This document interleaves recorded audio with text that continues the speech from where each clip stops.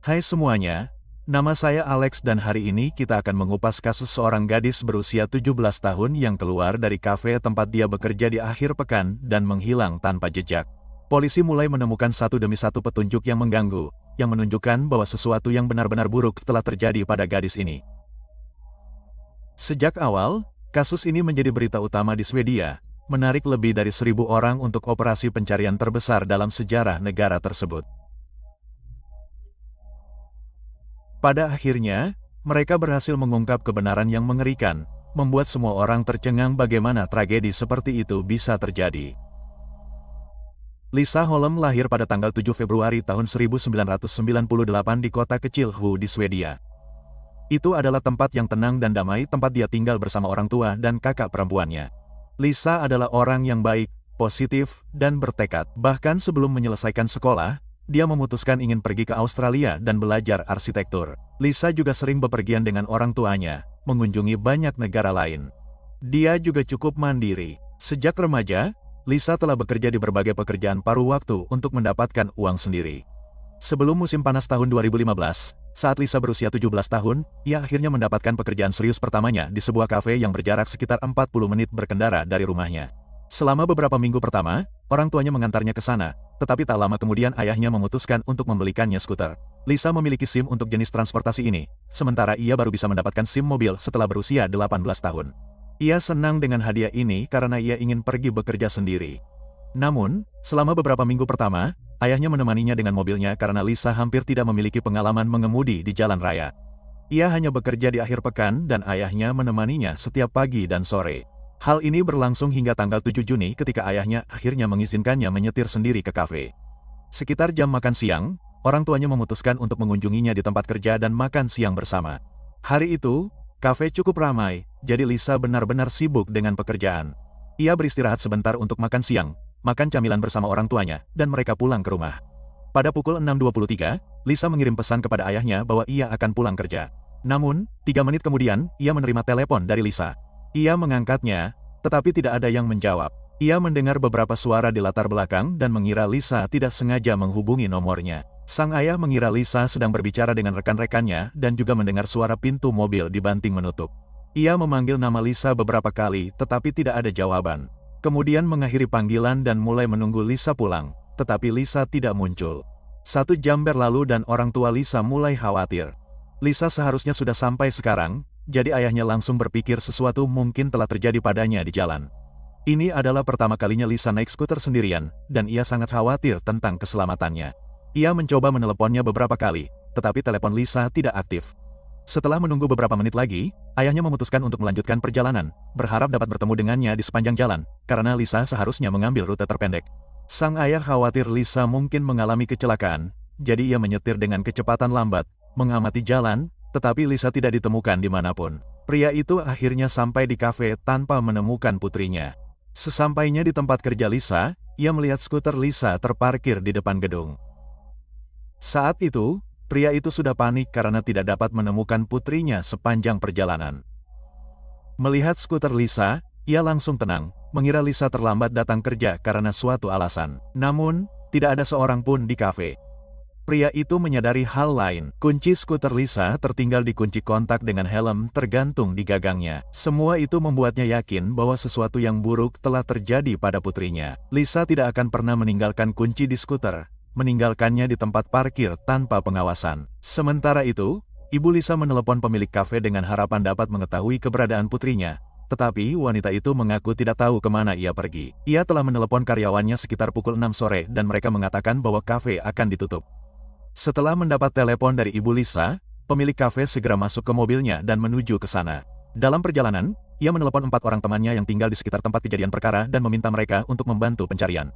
Ketika pemilik kafe tiba di tempat kejadian perkara, mereka bersama ayah Lisa mulai mencari di tempat kejadian perkara dan daerah sekitarnya. Harapan terakhir mereka adalah Lisa, entah mengapa, mungkin memutuskan untuk naik bus dan bukan skuter. Mereka memeriksa jadwal dan ibunya bersama kakak perempuan Lisa pergi ke halte bus di kota mereka. Sayangnya, versi ini tidak terkonfirmasi. Lisa tidak ada di dalam bus, jadi kerabatnya segera menghubungi polisi. Saat itu, sudah hampir pukul 10 malam dan di luar sudah gelap. Polisi segera melakukan pencarian besar-besaran. Fakta bahwa skuter Lisa tertinggal di tempat parkir dengan kuncinya membuat mereka mempertimbangkan kemungkinan penculikan. Kasus seperti ini cukup langka di Swedia, terutama di daerah provinsi terpencil tempat kota Lisa berada. Oleh karena itu, polisi segera mengirim beberapa kelompok dengan anjing pelacak sementara petugas lainnya mulai mengetuk setiap rumah yang terletak di dekat kafe. Ketika teman-teman sekelas Lisa dan teman-temannya mengetahui tentang hilangnya Lisa, mereka mulai menyebarkan informasi tentang hal itu di media sosial, dengan harapan untuk menarik lebih banyak perhatian dan mungkin menemukan beberapa saksi. Pencarian terus berlanjut sepanjang malam, tetapi tidak membuahkan hasil. Pada Senin pagi, kantor polisi mengumumkan hilangnya Lisa kepada publik, mendesak siapapun yang memiliki informasi berguna untuk melapor. Sekitar waktu yang sama, seorang pria yang datang untuk bekerja di gudang tepat di seberang kafe menemukan sarung tangan sepeda motor di lantai dan melaporkannya ke polisi. Detektif telah memeriksa gudang ini pada malam hilangnya Lisa, tetapi mereka tidak melihat sarung tangan itu di sana. Mereka menunjukkannya kepada orang tua Lisa yang mengonfirmasi bahwa sarung tangan itu memang milik putri mereka. Hal ini semakin mendukung teori penculikan dan polisi mengerahkan sumber daya tambahan untuk pencarian. Pada saat itu, berita tentang hilangnya Lisa telah menyebar ke seluruh negeri dan ratusan relawan bergabung dalam pencarian. Pada hari Selasa, polisi menerima beberapa petunjuk yang lebih mengkhawatirkan. Relawan mencari di area tersebut di sepanjang jalan tanah yang terletak beberapa ratus meter dari kafe. Di sana mereka menemukan casing ponsel, struk, tiket, dan layar ponsel pintar yang rusak. Penyidik segera memastikan bahwa semua barang tersebut milik Lisa dan memfokuskan pencarian di area tersebut. Tak lama kemudian, mereka menemukan bagian lain dari ponsel pintar yang rusak, kartu identitas Lisa, dan beberapa struk lainnya. Semua barang tersebut tersebar di sepanjang jalan tanah yang sama. Setelah ditemukannya barang bukti tersebut, polisi hampir yakin bahwa Lisa telah menjadi korban penculikan. Mereka mengerahkan semua sumber daya yang tersedia untuk pencarian dan setiap hari semakin banyak orang yang ikut serta. Kasus ini menjadi topik berita utama di Swedia dan ratusan relawan berbondong-bondong dari seluruh negeri untuk berpartisipasi dalam pencarian. Sebuah organisasi relawan lokal yang mengkhususkan diri dalam menemukan orang hilang juga bergabung dalam upaya tersebut. Semua ini menjadikan operasi pencarian Lisa sebagai yang terbesar dalam sejarah modern negara tersebut dengan lebih dari 1.000 orang yang berpartisipasi secara total. Polisi juga menerima banyak panggilan telepon berisi informasi. Seorang wanita menceritakan bahwa dia pergi jogging sehari sebelum Lisa menghilang. Pada suatu saat, seorang pria yang berdiri di samping mobilnya menghentikannya di tengah jalan. Pria itu berbicara kepadanya dalam bahasa Inggris dan menanyakan arah ke kota yang belum pernah ia dengar. Ia mencoba menunjukkan jalan kepadanya melalui Google Maps, tetapi pria itu memintanya untuk masuk ke mobilnya dan menunjukkan rute melalui navigatornya. Tentu saja, wanita itu merasa permintaan ini cukup mencurigakan, jadi ia menolak dan terus berlari. Ia juga menceritakan satu detail menarik kepada polisi. Wanita itu yakin bahwa ia telah melihat pria ini di antara para pekerja yang sedang memperbaiki gudang yang sama yang terletak di seberang jalan dari kafe tersebut. Rekan kerja Lisa juga menceritakan satu pengamatan. Pada hari ia menghilang, salah satu saksi melihat dua pria berdiri di seberang jalan dari kafe tersebut dan melihat ke arah tempat tersebut. Ia tidak terlalu memikirkannya saat itu, tetapi setelah Lisa menghilang, ia memutuskan untuk menceritakan fakta ini kepada polisi. Keesokan paginya pada hari Rabu, ayah Lisa, bersama beberapa teman, pergi mencari di jalan tanah tempat barang-barang Lisa ditemukan. Berjalan sedikit lebih jauh, ia menemukan beberapa hal yang lebih mengkhawatirkan. Ia menemukan SIM Lisa dan kunci rumahnya. Semuanya tampak seolah-olah Lisa dibawa sepanjang jalan ini menjauh dari kafe sementara penculiknya membuang barang-barangnya dari mobil atau kendaraan lain yang mereka gunakan untuk menculiknya. Polisi dan relawan memusatkan semua upaya mereka di area ini, tetapi tidak ada barang lain yang ditemukan. Pada malam yang sama, seorang teman ayah Lisa pulang dari pencarian. Saat melewati kafe, ia melihat bahwa pita polisi telah dilepas dari gudang tempat sarung tangan Lisa ditemukan. Pria itu memutuskan untuk masuk ke dalam dan mencari petunjuk lain sekali lagi. Ia mengambil senter dari mobilnya karena hari sudah mulai gelap di luar dan berjalan di sekitar tempat itu selama beberapa menit sampai sesuatu yang mengilap di lantai menarik perhatiannya. Ketika ia melihat lebih dekat, ia melihat anting-anting seorang wanita dan satu lagi yang sama di dekatnya. Pria itu melaporkan hal ini kepada polisi yang menunjukkan anting-anting itu kepada orang tua Lisa. Mereka mengonfirmasi bahwa perhiasan ini milik putri mereka.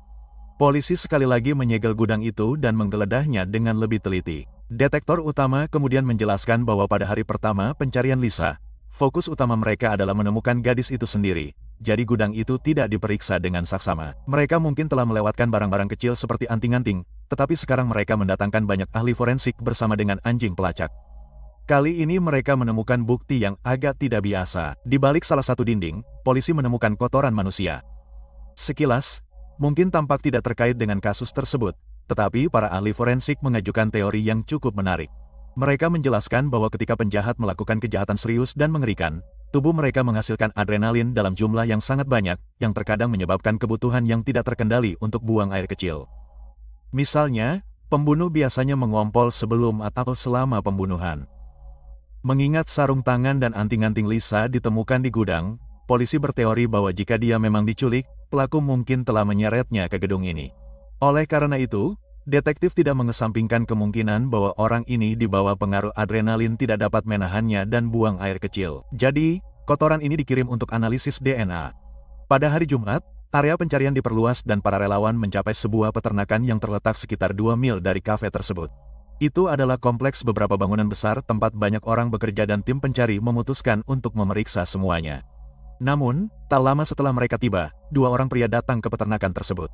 Mereka tidak berbicara bahasa Swedia dan hanya berkomunikasi dalam bahasa Inggris. Salah satu dari mereka mengatakan bahwa polisi telah berada di peternakan tersebut, tetapi pemimpin tim pencari tidak terburu-buru mempercayainya. Ia mengira bahwa ia akan mengetahuinya jika memang demikian, jadi ia memutuskan untuk melanjutkan pencarian. Kedua pria itu berjalan di sekitar peternakan tersebut selama beberapa saat sambil memperhatikan para relawan dan akhirnya pergi. Sekitar 1 jam kemudian, anggota tim pencari menemukan tumpukan ranting di belakang kandang sapi. Di bawahnya, mereka menemukan helm sepeda motor, jaket, dan headphone. Polisi segera tiba di tempat kejadian dan memastikan bahwa semua barang tersebut milik Lisa. Mereka mengirim ahli forensik ke peternakan tersebut untuk pencarian yang lebih menyeluruh. Para detektif juga mendengar cerita tentang 2 orang pria aneh yang mencoba menghalangi para relawan untuk memeriksa peternakan tersebut. Polisi juga mengingat cerita seorang wanita yang bertemu dengan seorang pria mencurigakan yang berbicara dalam bahasa Inggris saat jogging. Padahal, mereka sudah punya gambaran siapa orang itu. Sejak hari-hari pertama pencarian, mereka sudah mendatangi semua rumah di dekat kafe. Dan di salah satu rumah tinggal 2 bersaudara dari Lituania beserta istri salah satu dari mereka. Ketiganya tidak bisa berbahasa Swedia dan berkomunikasi dalam bahasa Inggris. Mereka adalah satu-satunya orang dalam radius beberapa mil yang tidak bisa berbahasa lokal. Polisi juga punya alasan tidak langsung lainnya untuk mencurigai mereka. Kedua bersaudara itu bekerja di gudang di seberang jalan dari kafe dan di peternakan tempat helm Lisa ditemukan. Mereka familiar dengan lokasi-lokasi ini, dan jalan tanah tempat barang-barang Lisa ditemukan mengarah ke rumah mereka. Mengingat tidak ada tersangka lain, polisi memutuskan untuk memeriksa ketiganya. Sementara itu, ahli forensik tiba di peternakan. Bersama para relawan, mereka terus memeriksa area ini, dan tak lama kemudian perhatian mereka tertuju pada sebuah trailer tua. Trailer itu dikelilingi rumput tinggi dan tampak seperti sudah lama tidak digunakan. Namun, di samping pintunya, rumputnya rata seperti ada sesuatu yang tergeletak di sana baru-baru ini. Sebagian rumput juga terperangkap di bawah pintu, yang menunjukkan bahwa pintu itu baru saja dibuka. Begitu para ahli forensik membuka pintu, mereka langsung mencium bau busuk yang menyengat. Di dalam trailer, ada banyak loker untuk pakaian. Rupanya, loker itu pernah digunakan sebagai ruang ganti bagi para pekerja. Semua loker kecuali satu terkunci, yang membuat para ahli menduga bahwa jasad Lisa mungkin ada di salah satunya. Mereka mulai membuka setiap loker dan akhirnya melihat bahwa jasad Lisa sebenarnya ada di loker yang dibiarkan terbuka, tersembunyi di balik tumpukan pakaian dan kain tua. Meskipun loker itu berukuran kecil, pelaku berhasil memasukkan korbannya ke dalamnya. Lisa dililit tali di lehernya dan sejumlah besar lakban di atas kepalanya. Celananya diturunkan dan bajunya dinaikkan. Para ahli medis memastikan bahwa Lisa meninggal karena dicekik. Namun, mereka tidak menemukan tanda-tanda kekerasan seksual. Semua pakaiannya diserahkan ke laboratorium, sementara berita tentang penemuan jasadnya dengan cepat menyebar ke seluruh negeri. Selama ini, berita penculikan Lisa mendominasi berita utama di Swedia. Ketika jasadnya ditemukan dan publik mengetahui pembunuhan brutal Lisa, kasus tersebut menggemparkan seluruh negeri. Kejahatan seperti itu sangat jarang terjadi di Swedia, dan orang-orang terkejut bahwa seseorang dapat melakukan tindakan keji.